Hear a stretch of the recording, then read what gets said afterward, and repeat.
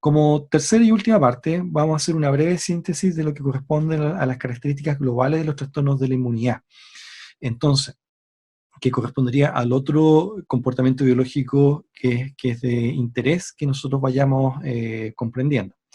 Cuando nosotros hablamos de trastorno de la inmunidad, primero hay que entender que el rol del sistema inmunológico es generar las condiciones de las defensas contra cualquier agresor que podría afectar a nuestra estructura orgánica. Entonces tenemos una inmunidad natural y una inmunidad adaptativa. Y este sistema inmunológico puede tener básicamente dos formas de verse afectado. Uno, cuando el sistema inmunológico se ve deprimido, que eso lo vemos en enfermedades como el SIDA o en las condiciones que nosotros estuvimos hablando asociadas a ciertos medicamentos. Entonces el sistema inmunológico ahí se deprime. Pero también el otro tipo de reacción inmunitaria es cuando el sistema inmunológico responde de manera exagerada. Entonces, ante esta dualidad de reacciones, lo importante es considerar de que las manifestaciones clínicas son bastante distintas. Cuando nosotros tenemos un sistema inmunológico deprimido, las características que vamos a ver son todas las que acabamos de describir para las infecciones bacterianas, virales y micóticas que se van a estar desarrollando. Una persona con el sistema inmunológico bajo es muy vulnerable al desarrollo de infecciones. Entonces, desarrollo de infecciones virales, micóticas, desarrollo de cáncer también. Entonces, eso es lo que va a caracterizar a una persona que tiene un trastorno inmunológico severo o está inmunodeprimido. Piensa que personas que reciben permanentemente corticoides van a tener su sistema inmunológico al límite inferior. Pacientes que tienen enfermedades autoinmunitarias, pacientes que han recibido trasplantes, pacientes con SIDA, ellos tienen su sistema inmunológico por lo regular en baja. Entonces ellos quedan muy susceptibles al desarrollo de infecciones y de procesos neoplásicos. Eso para explicar el grupo de trastorno de la inmunidad cuando hay depresión de la respuesta inmunitaria. Pero el otro grupo, que es el que vamos a escribir ahora, es cuando hay una respuesta inmunológica exagerada, es decir, es muy fuerte la reacción del sistema inmunológico, y tengamos presente que el sistema inmunológico en sí es un sistema que te defiende de dos formas: uno, conteniendo, que es lo que hace la inmunidad natural, y el otro, destruyendo. O sea, en realidad, al sistema inmunológico, cuando se siente invadido por bacterias, lo que le interesa es destruir la bacteria. Cuando ve que hay células infectadas por virus, ella va a destruir a esa célula infectada por virus y tratar de inhabilitar toxinas e inhabilitar elementos virulentos que pueda tener poseyendo el germen invasor. Entonces el sistema inmunológico tiene esas dos formas de defenderte, a través de la contención y a través del ataque. Cuando hay una respuesta, un trastorno de la inmunidad por respuesta exagerada, lo que va a hacer evidente en la enfermedad es principalmente esta función de destrucción. Porque ¿qué va a pasar? En una reacción de hipersensibilidad, o un trastorno autoinmunitario o de base inmunitaria, va a haber tal intensidad en la respuesta inmunológica que va a empezar a generar destrucción de los tejidos. Entonces, la clínica de esto va a ser grandes destrucciones de mucosa, grandes destrucciones de piel o de diferentes órganos, dependiendo de hacia quién tiene el reconocimiento antigénico, y el sistema inmunológico, como va a hacer una lectura equivocada de ese tejido que es normal, lo interpreta como una cosa patológica y volca todo su arsenal destructivo para poder acabar con ese tejido. El problema es que no es un microorganismo, sino que es tu tejido propio. Y ese, digamos, lo que va a caracterizar los trastornos de la inmunidad. Básicamente nosotros vamos a tener tres tipos de trastornos inmunitarios por respuesta exagerada. La primera de ellas es la hipersensibilidad, que en términos muy generales corresponde a todo el espectro diverso de reacciones alérgicas que podemos tener. Alergias, por ejemplo, como a la picadura de un insecto, algún medicamento, o que tú seas alérgico también a ciertos productos como metales, como guantes, etcétera. Aquí estamos hablando y tratando de dar ciertos tipos de ejemplos con reacciones que en su globalidad quedan calificadas como trastornos de la hipersensibilidad. Entonces, ¿qué es lo que sucede en términos prácticos? Una persona reacciona de manera exagerada ante un compuesto que en la normalidad de la raza, en este caso la raza humana, reacciona con un proceso inflamatorio local. Por ejemplo, si yo soy si yo no soy alérgico a un bicho y reacciono de manera normal, si me pica un bicho, voy a generar una reacción inflamatoria local y se va a pasar rápidamente. Eso es lo que sucede regularmente ante una picadura de insecto. Pero si yo soy alérgico a esa picadura de insecto, me va a picar el bicho y voy a generar una gran edematización producto de esta hipersensibilidad. Es decir, el cuerpo sobrereacciona y genera mayores condiciones inflamatorias y después mayor destrucción del tejido que se puede ver afectado. Entonces, esto en términos generales es lo que nosotros vamos a reconocer con los diferentes tipos de reacciones de hipersensibilidad. Ahora bien, eh, de acuerdo a la clasificación todavía vigente de Coombs, reconocemos la reacción de hipersensibilidad tipo 1, tipo 2, tipo 3 y tipo 4, que eso lo vamos a ver en la última unidad de este semestre. Un segundo espectro de trastornos autoinmunitarios corresponden a los trastornos autoinmunitarios. Un segundo grupo de trastornos de la inmunidad por respuesta exagerada corresponde a las enfermedades autoinmunes. Y en este caso, el antígeno o el elemento que va a desencadenar el cuadro de respuesta defensiva, lamentablemente no viene de afuera. En la reacción de hipersensibilidad era un elemento externo. Cuando nosotros decimos que un bicho te pica, es un elemento externo que se incorpora acá. En la respuesta autoinmunitaria, el cuerpo equivoca las lecturas. El sistema orgánico equivoca las lecturas y empieza a reconocer como ajeno componentes que son propios. ¿De qué va a depender entonces las manifestaciones clínicas de este tipo de trastornos? Va a depender de qué es lo que está reconociendo puntualmente como no propio. Por ejemplo, si yo reconozco como no propio células del páncreas, entonces el sistema inmunológico va a dirigir su respuesta destructiva a las propias células del páncreas hasta que lo destruye. Entonces eso va a manifestar un cuadro clínico más característico a un tipo de diabetes, porque pierde las células responsables de la producción, en este caso de la insulina, si es que estamos hablando de esas como células blanco. Si yo tengo, por ejemplo, como blanco la placa motora de la función muscular voluntaria, ¿qué va a suceder? El sistema inmunológico va a reconocer eso como no propio y va a ir a destruirlo. ¿Cuál va a ser la consecuencia de la expresión de esa enfermedad? En que no va a haber transmisión del impulso nervioso. Al no haber transmisión del impulso nervioso, no hay contracción muscular. Pero nuevamente, ¿de qué va a depender las manifestaciones clínicas de esa enfermedad autoinmunitaria? Va a depender de cuál es el tejido blanco que el cual el cuerpo está reconociendo como ajeno. En lo particular, en lo que son piel y mucosa, que es lo que más a nosotros nos toca ver, el cuerpo reconoce como ajeno componentes del epitelio. Entonces, ¿qué es lo que vamos a ver ahí? Que el sistema inmunológico vuelca todo su arsenal destructivo para ir, valga la redundancia, a destruir los componentes del epitelio. ¿Y cuál es la consecuencia? Epitelios rotos, mucosas rotas, exposición de tejido conectivo, grandes úlceras, y eso va a ser lo que va a caracterizar cuando el blanco sea piel o mucosa. Entonces, ¿qué es lo que nosotros regularmente vemos? En el tercer grupo, las enfermedades de base inmunitaria corresponden a un espectro de trastornos en los cuales la etiología no está bien reconocida. No se sabe qué es lo que lo desencadena. En el caso de la hipersensibilidad, sabemos que es un elemento externo, un elemento puntual que es incorporado. En el caso de la enfermedad autoinmunitaria, sabemos que es un elemento propio el que desencadena el cuadro. Pero en las enfermedades de base inmunitaria, no sabemos qué es lo que está desencadenando ello. Y hay una combinación. Se cree que hay algo externo combinado con estructuras propias y al final hay una reacción inmunomediada que, igual que las otras, va a tratar de generar destrucción de ellos y la consecuencia inmediata es la destrucción de las mucosas y destrucción de la piel principalmente. Entonces, eso es, digamos, lo que nosotros podríamos reconocerlo.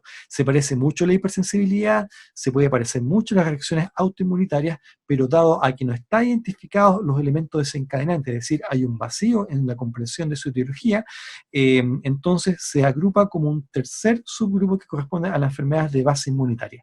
Ejemplos de enfermedades de base inmunitaria son el líquen plano y la psoriasis.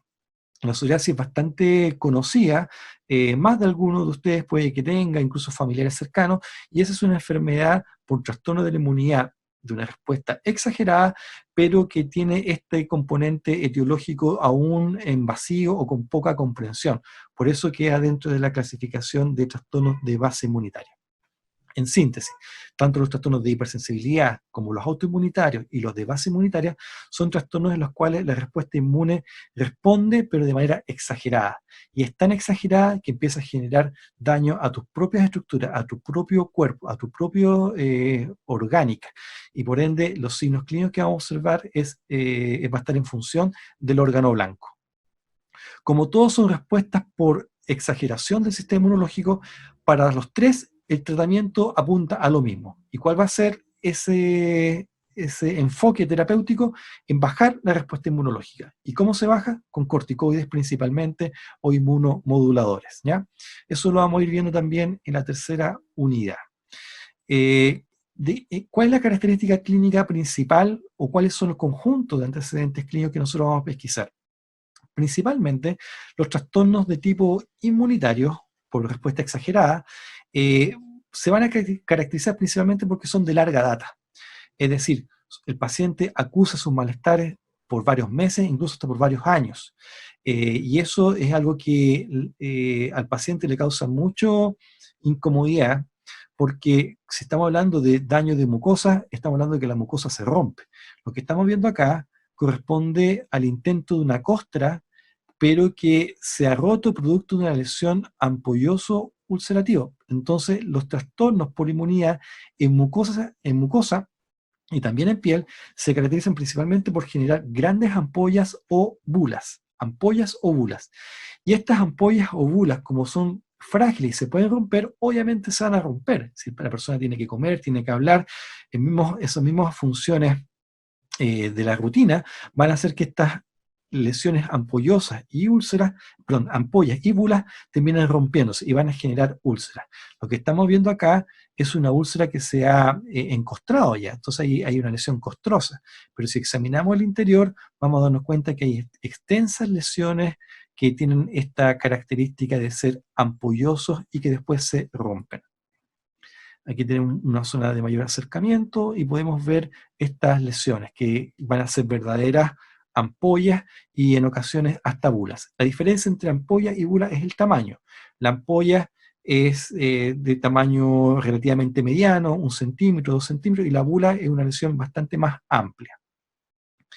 Aquí vemos múltiples lesiones ubicadas en el caso de acá en la lengua, vientre lingual, vermellón labial, labio superior, y todas estas características que estamos viendo, aquí vemos otra paciente, son extensas lesiones que han provocado extensas úlceras, que es lo que estamos viendo acá. La mayoría de ustedes deben haber pasado por lo que significa tener un afta. Y las aftas son lesiones muy pequeñas que deben medir 2-3 milímetros y son increíblemente molestosas. No te dejan hablar, no te dejan comer, molestan y sabemos que eso se va a pasar después de unos 10 días, 7 a 10 días. Imagínense un afta de este tamaño. Un afta que debe medir entre 5 o 10 centímetros. En realidad, la boca, el paciente la pasa muy, muy mal. Y generalmente suele afectar a mucosa tanto queratinizada como no queratinizada. Se ve afectada el labio, la lengua, etcétera, etcétera, etcétera. Aquí vemos una edematización. Entonces, las características de ellos que son de larga data y el signo clínico más característico cuando se manifiestan en boca es que son trastornos ampollosos ulcerativos, ¿ya? Buloso ulcerativo o ampolloso ulcerativo son los dos criterios que nosotros ocupamos. Otra característica que suele acompañar esto, que generalmente se da en mujeres, mujeres que van a estar en edad fértil. Entonces son trastornos que podemos observar en pacientes de estas características. Entonces se va a repetir esos antecedentes. Mujeres en edad fértil, trastornos de larga data, trastornos ampollosos ulcerativos.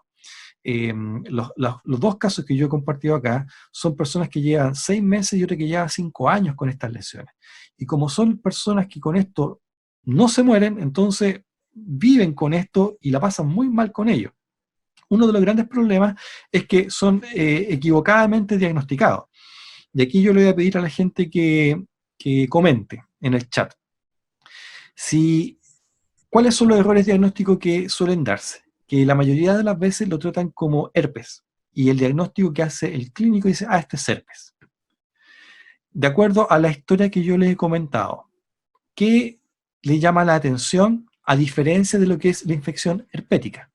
¿Qué esperarían ver de una infección herpética que no se observa en lo que yo he comentado acá como características convencionales? ¿Qué podrían decir ustedes?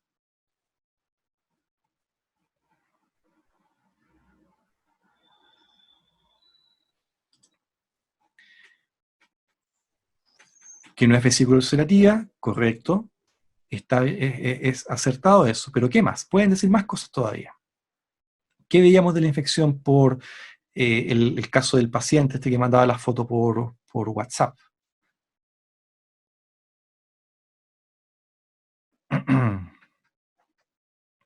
¿Qué pasa con la sintomatología general?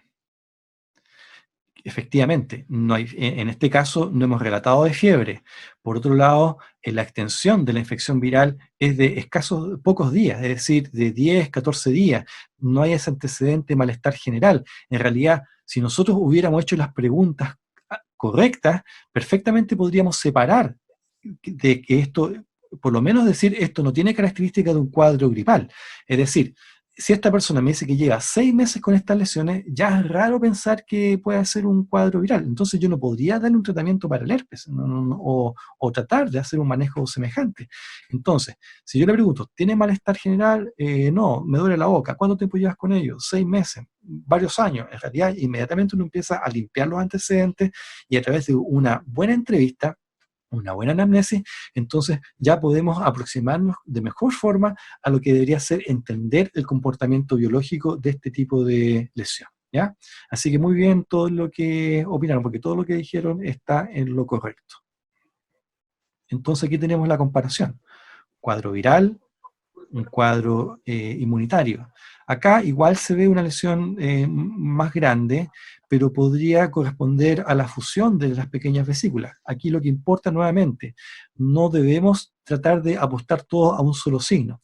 Tenemos que hacer el ejercicio de juntar todos los signos que podamos y juntar todos los antecedentes que podemos pesquisar desde la anamnesis para así poder plantear un diagnóstico. No apostar solamente a una pura lesión. ¿Ya? ¿Profe? ¿Sí? Pregunta. Tú primero. Ah, ya, gracias. ¿Y cuál sería la diferencia entre vesícula y ampolla? Porque dijeron que no podía ser el tema de cuadro viral porque no presentaba lesión ulcerativa por vesícula, Ya, pero sí por de ampolla. la vesícula, vamos a referirnos a esa lesión que es pequeña, que mide 1 a lo más 2 milímetros de diámetro. Entonces, a eso corresponde a la vesícula probablemente tal. Y esta vesícula cuando se rompe decimos que es vesícula costrosa o vesícula ulcerativa.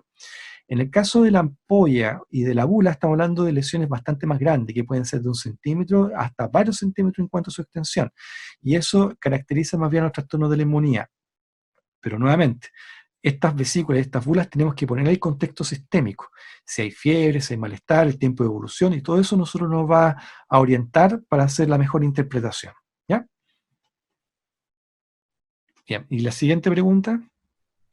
Eh, no sé si será otro signo, pero es que siempre muestran la boca y se muestra que más al fondo de la lengua está como más blanco. ¿Será porque se lavan menos la lengua porque les duele? Puede ser, efectivamente puede ser. Fíjense que nosotros como patólogo oral le damos poco valor a la interpretación de esa asadurra que generalmente se dice. Se dice que está presente en cuadros febriles. ¿Ah? Entonces puede ir acompañando a todo eso más lo que tú mismo aportas. Puede ser un poco de falta de aseo, el estado febril puede facilitar ello, pero en realidad nosotros no nos desgastamos tanto en interpretar ello. Y eso yo no lo planteo como virtud por si acaso, porque al revés, en la medicina china, ellos estudian la saburra, estudian su distribución, su extensión y todo lo que puedan aportar como signo clínico. Para ellos es un signo clínico importante. Tenemos que aprender de ellos también. Así que eso para responder a eso. Pero sí, interesante lo que observas. Pero las fotos no son comparables, ¿eh? Fíjense que este se ve todo amarillo, este se ve todo rosado, son cámaras distintas, contextos distintos. Bueno, y nuevamente, acá vemos una extensa úlcera, ¿cierto? Imagínense lo doloroso que debe ser eso. realmente es muy doloroso y vemos que el compromiso de la mucosa no solamente está presente en esta encía, sino que también acá, en la encía de los dientes anteriores, también en el fondo vestíbulo y se extiende por toda la mucosa bucal, incluyendo la lengua. Aquí vemos la lengua y también tiene un aspecto bastante distinto, con extensas úlceras, y acá lo particular también de esta historia es que lleva 5 años de evolución con esto. Entonces, aquí corresponde a una mujer, adulto mayor, y que tenía un líquen plano en desarrollo. Lo que estamos viendo acá es un líquen plano. Esto lo vamos a ver con más atención después, así que no se preocupen. Pero sí mostrar una reacción inmunológica exagerada, ¿cierto? Que el sistema inmunológico equivoca el blanco y empieza a generar lesiones que al final van dañando nuestra propia estructura. Otro líquen Profe, plano. una pregunta. Sí, dime nomás. Si se supone que causan este dolor, ¿por qué a veces por qué la persona tarda tanto en acudir al odontólogo o lo que sea? No, Ya que, aquí el problema no es cuánto demora en acudir, sino que todos los errores diagnósticos o las complicaciones que hay en la interpretación de los signos y síntomas, o sencillamente no hacer los exámenes que son pertinentes. Entonces, todos estos pacientes, todas estas personas han acudido a profesionales. Y ahí en realidad me hace aportar otro antecedente. Generalmente estos pacientes, cuando llegan a ti, tú eres el quinto, el sexto o el 10º profesional que han consultado. Entonces ellos tienen un peregrinar entre tratar de ir a encontrar explicación a su problema y nunca se la dan, o son respuestas que no eran acertadas. Por ejemplo, en los pacientes que yo he observado, le han dado tratamientos de antibióticos por un mes y no se mejora. Un tratamiento de antibióticos generalmente dura 7 días. Le han dado tratamientos con antivirales por 2 meses. Antivirales por 2 meses. O sea, eso no tiene sentido. Le han dado antimicóticos por 2 meses.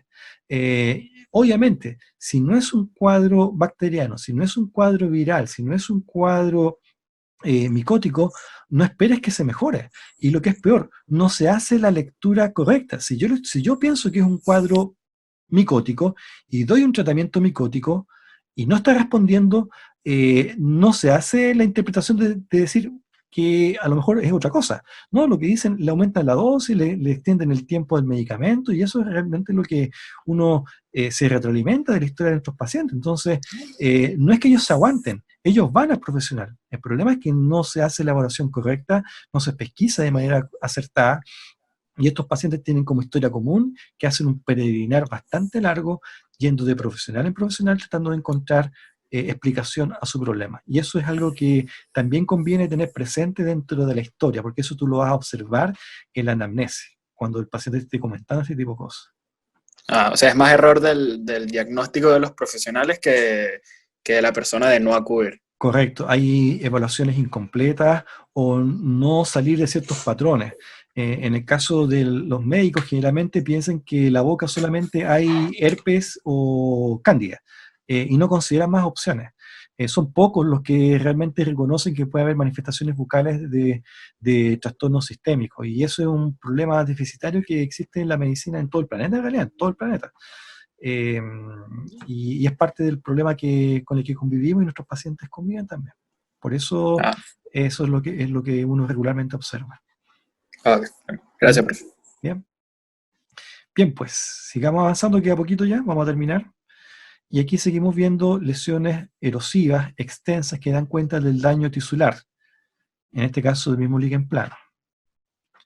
O la encía. Se fijan, ese rojo atípico, esa inflamación que supera a la zona de extensión típica de la gingivitis.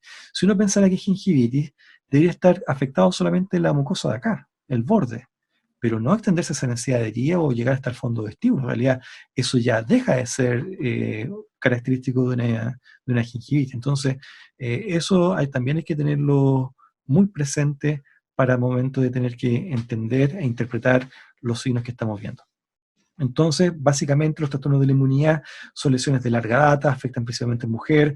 Es común escuchar que tienen un largo peregrinar de profesional en profesional tratando de encontrar una explicación, historias de tratamientos que no han resultado. Eso uno siempre lamentablemente lo está escuchando, y que como signo clínico generalmente son trastornos que dejan extensas zonas ulceradas o extensas zonas erosionadas, y el signo cuando se logra detectar son grandes ampollas o grandes bulas que generalmente uno podría también asociarlo.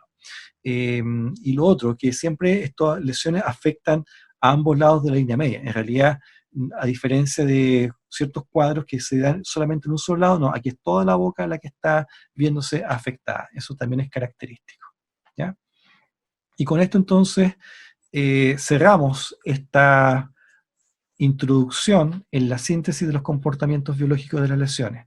La semana pasada nos centramos en el aumento del volumen patológico y hoy vimos una breve vistazo de lo que eran las características de las infecciones y de los trastornos de la inmunidad. Esperamos que en las próximas unidades vayamos entendiendo principalmente la patogenia del desarrollo de estos tipos de trastornos, ¿ya? Y también la clínica. Preguntas, comentarios, doctores, que quieran complementar lo que hemos expuesto.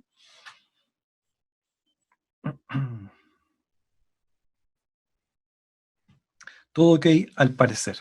Cualquier pregunta, cualquier comentario nos lo hacen saber para que así podamos entonces después ir resolviendo sus dudas y por sobre todo ir aclarando los conceptos que para nosotros es la misión que tenemos que cumplir en este curso. ¿Ya?